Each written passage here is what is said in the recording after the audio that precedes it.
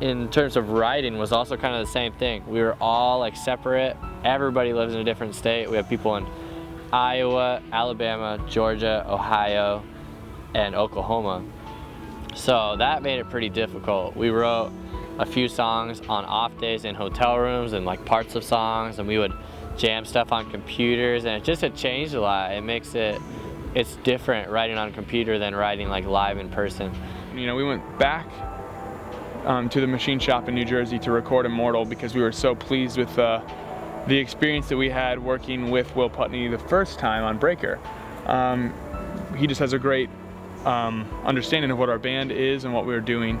He really challenged and pushed us, especially me. Like, I got in there a few times with my drum parts, I had like a fill that I wrote. I was like so excited for it. And he'd hear it and he's like, yeah, I'm not really digging that drum fill. And I'm like, oh man, like that was my fill, you know? And he's like, I want you to play something better. You're better than that. And I was like, all right. So we began writing for Immortal in the Breaker process, and just kind of paying attention to what we enjoyed about our band and what kids seemed to like about our band, and kind of try to make sure we like don't shy away from those things, and then like the things that make For Today special, that we don't forget about them.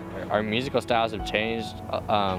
We don't listen to as much heavy music anymore, and then when we do, like, you know, kind of got into like a little bit more hardcore and just like kind of back to our punk roots and stuff. We incorporated a lot of those in the new record, so like, you know, on Seraphim and Fearless, like, you know, I think it was kind of a neat, like, game-changing moment for us to like do those fast parts with the singing. And we had singing on all the records, but not like that, so it came off really well. Stoked at how it turned out, and I really believe that we were able to crank out like some amazing tracks. Like Fearless, we wrote that was probably I think it was the second song we wrote, and we just knew like, oh my goodness, like this is for sure gonna be like a single on the record.